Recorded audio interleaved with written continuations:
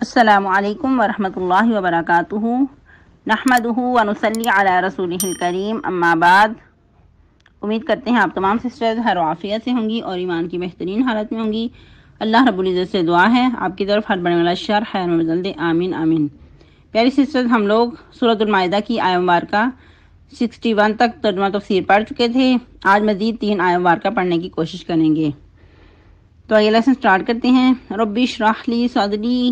ویسر لی امری واحلل عقدۃ من لسانی یفقہوا قولی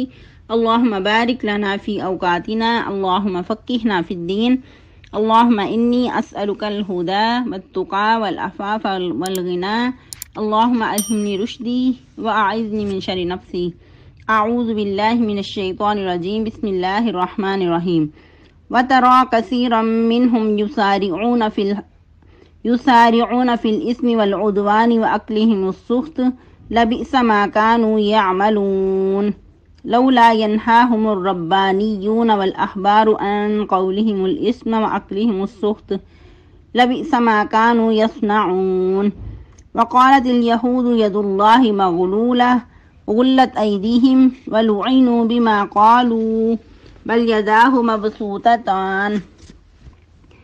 يداه مبسوطتان ينفق كيف يشاء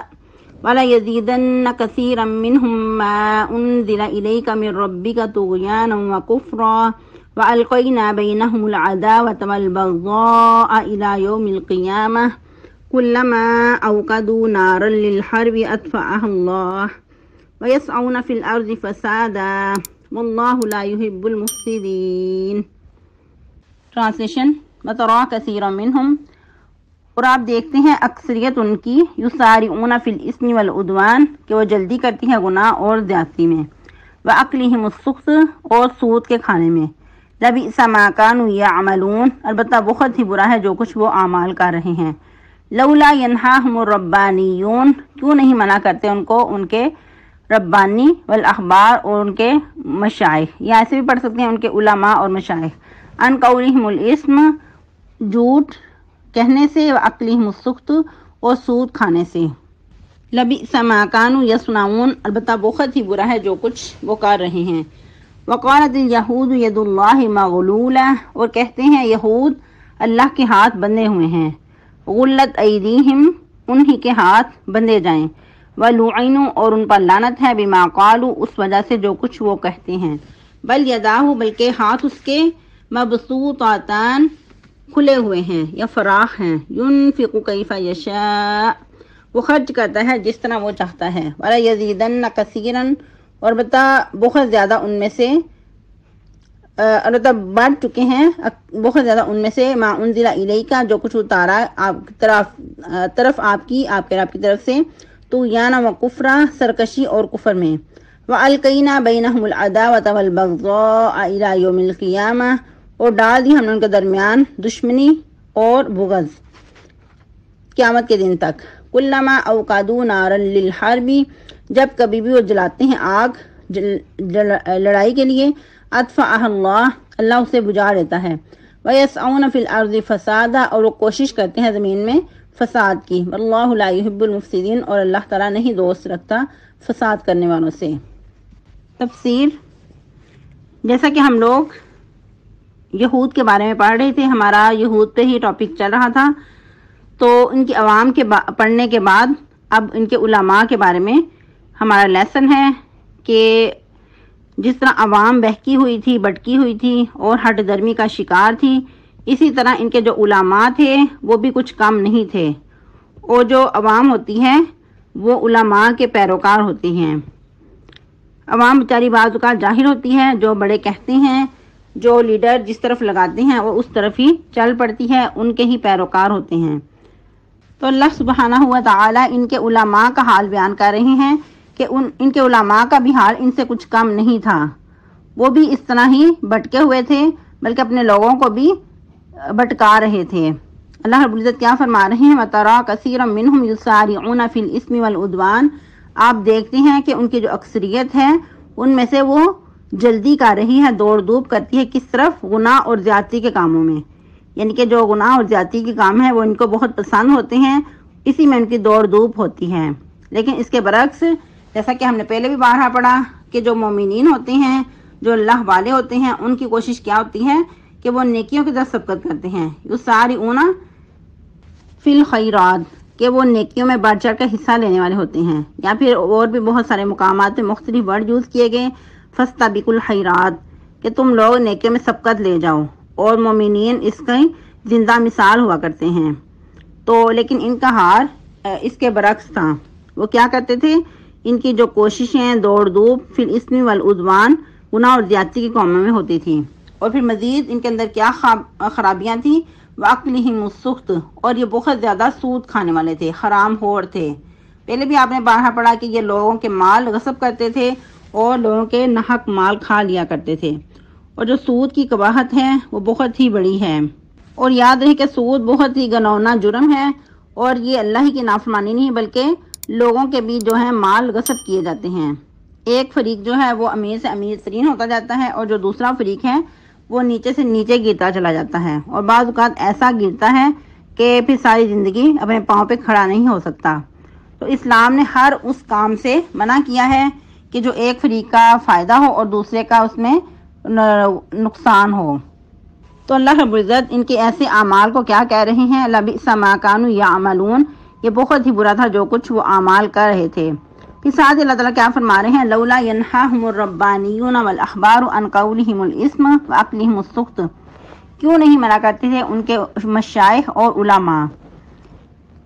کس چیز سے، ان کو گناہ کے کاموں سے، یعنی کہ جو گناہ وہ بولتے تھے بکتے تھے اس سے ان کو منع کیوں نہیں کرتے تھے؟ کیونکہ جو علماء ہوتے ہیں، لیڈر ہوتے ہیں، ان کی ذمہ داری ہوتی ہے کہ اپنی عوام کو سیدھے رستہ پہ لگائے اور ان کو برائیوں سے منع کرے۔ اور پھر مزید کس چیز سے منع کیوں نہیں کرتے، اکلہم السحت، سود کھانے سے، یا جو بھی وہ حرام خوریاں کرتے تھے اس سے منع کیوں نہیں کرتے۔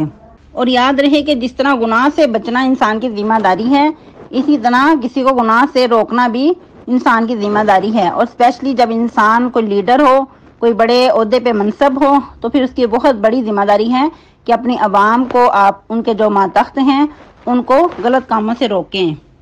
اور یاد ہے کہ جس طرح گناہ کرنا جرم ہے، اسی طرح گناہ سے منع نہ کرنا بھی بہت بڑا جرم ہے۔ اور امت محمدیہ صلی اللہ علیہ وسلم کی اہم ذمہ داری بھی یہی ہے کہ خود بھی اس مشن کو آگے لے کر چلیں اور لوگوں کو بھی اس طرف لگائیں، اور برائیوں سے منع کریں اور اچھائیوں کا حکم دیں۔ اور اس کے بارے میں آپ سورہ آل عمران میں بھی پڑھ چکے ہیں۔ آیت مبارکہ 104 میں اللہ رب العزت کیا فرما رہے ہیں، وَلْتَكُن مِّنكُمْ أُمَّةٌ يَدْعُونَ إِلَى الْخَيْرِ وَيَأْمُرُونَ بِالْمَعْرُوفِ وَيَنْهَوْنَ عَنِ الْمُنكَرِ وَأُولَٰئِكَ هُمُ الْمُفْلِحُونَ۔ فلاح پانے کی، کامیابی حاصل کرنے کی کنجی کیا ہے کہ اللہ رب العزت فرما رہے ہیں تم میں ایک جماعت ایسی ہونی چاہیے جو خیر کی طرف بلائے اور معروف کا حکم دے اور برائیوں سے منع کرے، کہ صرف خیر کا حکم نہیں دینا بلکہ برائیوں سے بھی روکنا ہے۔ جو غلط کام انسان ہوتے دیکھے اس کو حد الوسع، حد الامکان کوشش کرے کہ روکے۔ جیسا کہ آپ نے پہلے بھی حدیث پڑھی سنی کہ جب انسان کسی برائی کو دیکھے تو اس کو اپنے ہاتھ سے روکنے کی کوشش کرے، اگر اتنی بھی طاقت نہیں ہے تو اس کو اپنی زبان سے روکے، اگر اتنی بھی طاقت نہیں تو پھر اس کو دل سے ہی برا جانے۔ اگر کوئی انسان کسی برائی کو، کسی گناہ کو دیکھ کر دل سے بھی برا نہیں جانتا تو پھر ایمان کا درجہ ختم ہو جاتا ہے۔ اگر انسان مجبوری کے تحت روکنے کی طاقت نہیں ہے اور دل سے ہی برا جانتا ہے تو یہ سب سے کمتر درجہ ہے ایمان کا، اس سے آگے پھر ایمان کا درجہ ختم ہو جاتا ہے۔ لیکن آج ہمارا کیا حال ہے، یوں لگ رہا ہے کہ یہ آیت مبارکہ ہمارے اوپر ہی فٹ بیٹھ رہی ہیں کہ آج جو معاشرے میں برائیاں ہو رہی ہیں، شیطان نے ان کو ایسا مزین کر دیا ہے کہ ہمیں برائی لگتی ہی نہیں، یا پھر برائی کو دیکھ کر ہم اگنور کر جاتے ہیں، یا شاید یہ سمجھتے ہیں کہ یہ تو اب معاشرے کا فیشن ہے، یا اب معاشرے میں سب کچھ ہو رہا ہے تو اب کیا کریں، پھر فیشن کے ساتھ چلنا پڑتا ہے، یا پھر جیسا ماحول ہے ویسا اس کو اپنانا پڑتا ہے۔ تو یہ یاد ہے کہ ہماری منہ کی باتیں ہیں، اللہ رب العزت کا جو دین ہے وہ بدل نہیں سکتا۔ جو اللہ رب العزت کی شریعت نازل کرتا ہے وہ قیامت تک کے لیے ہیں، اس میں کوئی تغیر نہیں، کوئی تبدیلی نہیں۔ یہ ہمارے فیشن ہیں، یہ ہمارے طور طریقے ہیں جو بدلتے رہتے ہیں۔ دین اسلام بہت ہی خوبصورت دین ہے، سچا اور سیدھا سادہ دین ہے، خیر خواہی پہ مبنی دین ہے اور بہت ہی آسان ہے۔ تو اللہ رب العزت مزید کیا فرما رہے ہیں؟ لبئس ما کانوا یصنعون، یہ بہت ہی برا ہے جو کچھ وہ کر رہے ہیں۔ کیا کچھ کر رہے ہیں؟ کہ جو علماء اور مشائخ ان کے دیکھ کر برائی کو روکتے نہیں، اپنی عوام کو اس سے منع نہیں کرتے۔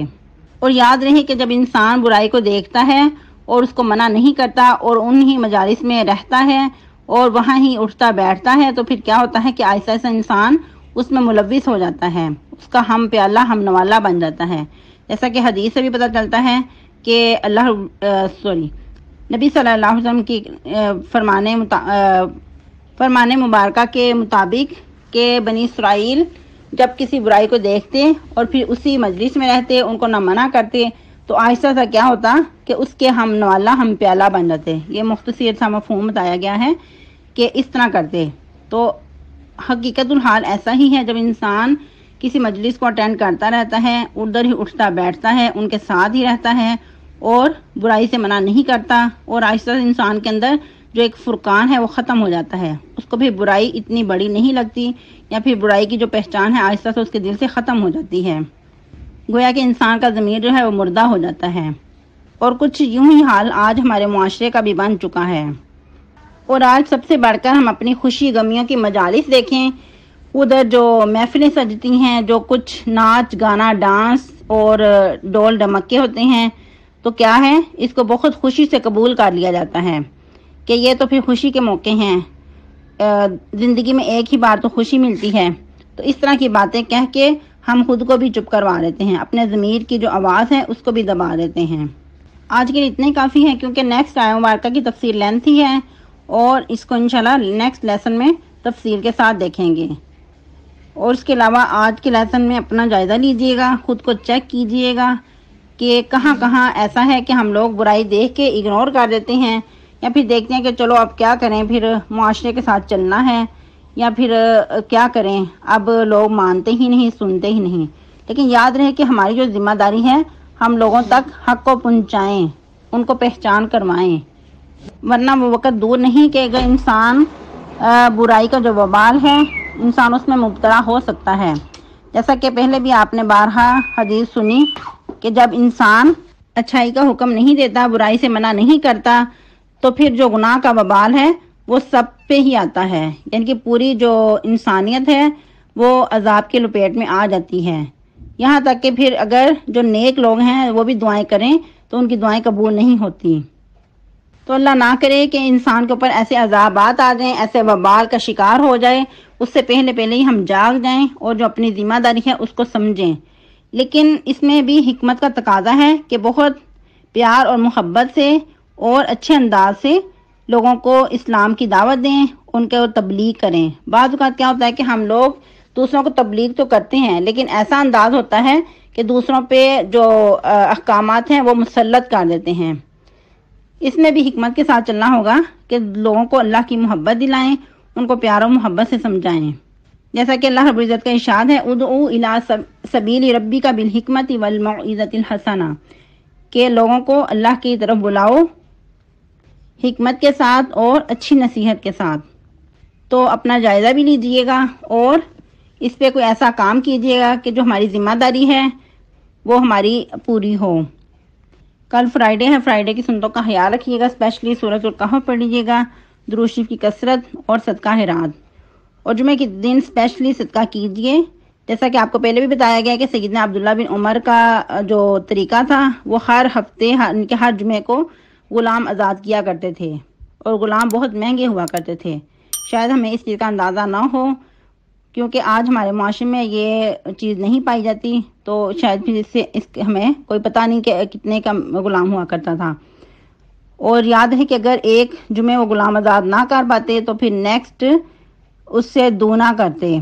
تاکہ جو کمی ہوئی ہے اس کا ازالہ ہو جائے۔ اور یہ وہ عبداللہ بن عمر تھے جو آپ صلی اللہ علیہ وسلم کی سنتوں کو بہت فالو کرتے تھے۔ جہاں جہاں آپ نے جو کیا ہوتا تو آپ صلی اللہ علیہ وسلم کی محبت میں آپ صلی اللہ علیہ وسلم کی اتباع کیا کرتے تھے۔ تو اللہ تعالیٰ ہمیں بھی اپنی سچی محبت عطا کرے، پیارے پیغمبر صلی اللہ علیہ وسلم کی سچی اتباع کی توفیق عطا فرمائے، آمین۔ سبحانک اللہم ربنا و بحمدک نشہد ان لا الہ الا انت نستغفرک و نتوب الیک۔ اور بہت اہم اناؤنسمنٹ کہ پارہ اپنے اختتام کی طرف ہے، رواں دواں ہے، تو ٹیسٹ کی تیاری ابھی سے جاری رکھیں، جیسا کہ کل فرائیڈے ہے، آپ کو وقت مل سکتا ہے، تو آپ لوگ کم سے کم اس کی جو ٹرانسلیشن ہے بہت اچھے سے یاد کر لیں۔ تو آپ کو مزید تفسیر کی تیاری کا وقت نہیں دیا جائے گا، یعنی کہ ٹیسٹ کی تیاری کا، تو آپ لوگوں نے ابھی سے تیاری جاری رکھیں۔